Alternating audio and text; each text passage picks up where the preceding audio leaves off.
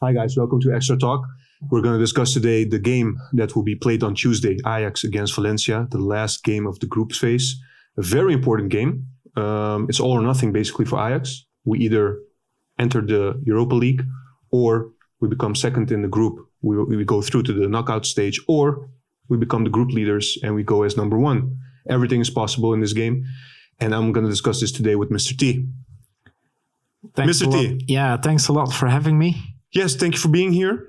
Valencia. Yeah. If you look at the result we had in Spain, it was good. 0-3. The result was good. The result was good. It doesn't tell the whole story, right? Yep. And actually, the story of Ajax in the Champions League is a very, very interesting one so far. And that's why in my case, I don't know how you view it, but in my case, I'm slightly nervous already heading into the game. I'm not slightly nervous. I'm actually just nervous. About what exactly? Like you say, the results so far are actually pretty good, but the best matches were lost and a draw against Chelsea. In my opinion, both matches against Lille were not that strong, but we were very efficient in scoring the goals, and well, Lille obviously wasn't. And it was the same in the first match against Valencia. Valencia maybe even played better than Ajax, but we scored the goals. So I'm not that comfortable. The last game that Ajax played before that game, Valencia was playing at home against Chelsea. I watched the game, and I have to be honest, Valencia looked very strong. The 2-2 draw, you mean? The 2-2 draw. Yeah. They could have won the game, actually, to be honest. They should have won that game. And Valencia will be coming with confidence, and they really think they have something to prove. And Ajax has to just step up and make sure we don't play to just get a result. We have to play to win. Exactly, and that is a bit dangerous about this match. For Valencia, the task is easy. They need to win. If they draw or lose, it doesn't matter. They're third in the current stage. And only if they win, they will go through to the knockout phase. Mm-hmm. For Ajax, a draw would be enough. And let's say you're 75, 80 minutes ahead in the game. It comes to mind, okay, 0-0 is also okay. And I'm a bit afraid of that. Situation, yeah. Yeah, the situation, yeah.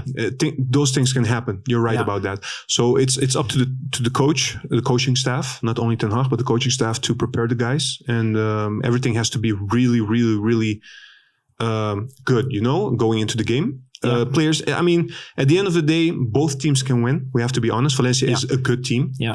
But if Ajax just reaches the level they reached in most of the games in the Champions League so far, I think we can be comfortable about it. I agree. However, no, I have to add one thing to that. If they also have the same efficiency with scoring goals.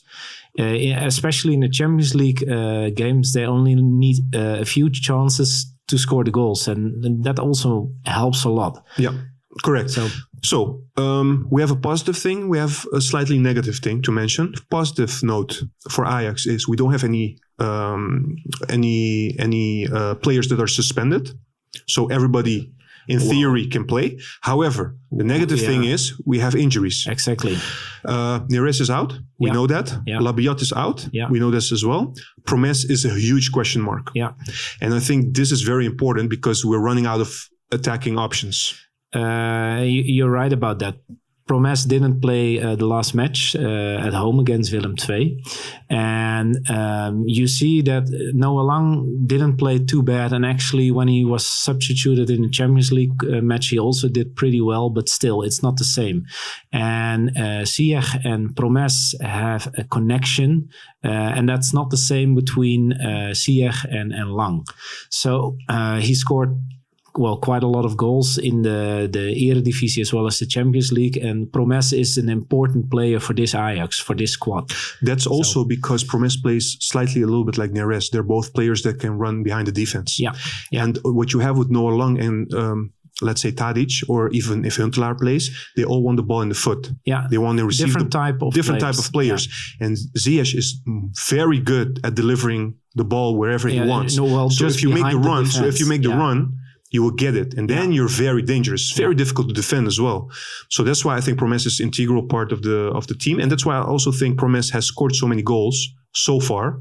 I hope he will be ready. Some of the goals he scored are not that difficult, but he's always right time, right spot. And because of his also, run. Exactly, yes, and that's correct. also quality. And with Noah Lang, it's a different type of player. So, to be honest, that might be a threat for Ajax. They cannot play the normal game. Yes. But let's hope Promes is fit enough to play. But so far, it's still uncertain whether he can play. I hope also that Ajax learns a little bit from past mistakes. And the most important mistakes that they make is the counterattack. When they have a corner or a free kick, it has happened a couple of games already. Even the Willem II match, from the corner kick, we conceded the penalty. It always it keeps coming back and haunting us. I think Ten Hag has to really, really, really be careful, because Valencia is one of the best teams in transition. So switching from defense to attacking play. I think this is a threat for Ajax, but I also think that, and that's something that Ten Hag has to think already in advance, which scenarios can play out during the game and which substitutions he has to do, because he doesn't have a lot of substitutions and options like a couple of months ago. It depends how the match go. I suppose when you have the same scenario as against Lille, it's easier for Ajax. I mean, after 1 minute, they're 1 goal ahead, and Ajax know that a draw is also sufficient in this case. And I guess Valencia will attack as much as they can when they come behind.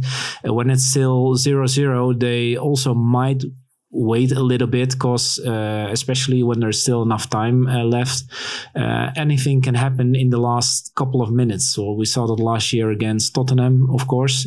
Let's not hope we will have the same scenarios by that time, but Let's agree with you. Exactly. No. Ajax should I don't want to be better. reminded about that. Yeah, exactly. Ajax should know better by now, but still, it can happen. Yeah. And the problem is they have limited options with substitutes. They have a lot of promising young players, but for such an important match, it's a risk to bring players like that. And correct. Yeah. Okay. So we're gonna end the podcast. Just one thing. I want to know the starting 11. 2 versions. One with Promes, one without Promes. Okay. The one with Promes first. Yeah, Promes, Tadic, Ziyech. You're starting at the front. Yeah, okay. Because you started with Promes. So okay, go ahead. Let's do it the other way around this time. Okay. You would put Ziyech on the right side, not as a number 10. No, I would start with Ziyech on the right side. Okay. Because when you ask me, Noah Lang is too inexperienced, and he's good as a substitute, perhaps, but it's a big responsibility to play a game like this from the start. Mm-hmm. And the midfield, of course, Van de Beek, Martinez. Let's see, probably with Mazraoui. Okay, so you would play Van de Beek as a number 10 then? Okay. Yeah, I prefer with Van de Beek as number 10, and you put Martinez behind him. Okay. As the defending midfielder.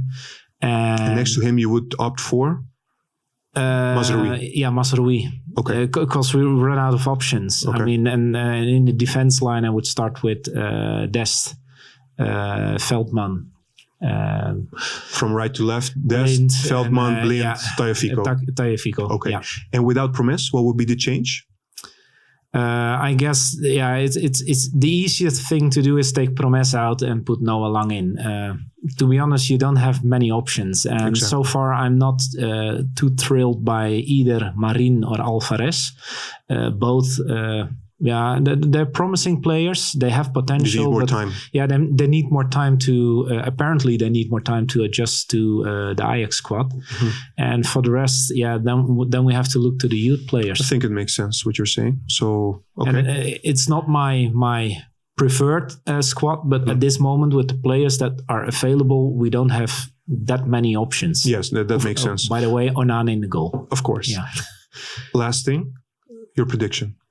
My prediction is still in the advantage of Ajax. I think it will be a small win, 1-0 maybe a 2-0 cause Valencia in the end will put everything on the attack and take more risk. Yeah, and take more risk. So there will be a lot of space. Well, let's hope so. Let's hope you're right. That also means that we will be the top of the table. The top of the table, yeah. Yeah, and that will be also better for the knockout phase. Yeah. But we're not there yet. Let's focus on we're Tuesday. definitely not there yet. And like I said when we started this podcast, I'm a bit nervous. Okay. Thank you again. Guys, thank you for watching. Subscribe to our channel, hit the bell button, and we'll keep bringing you new videos. Till next time.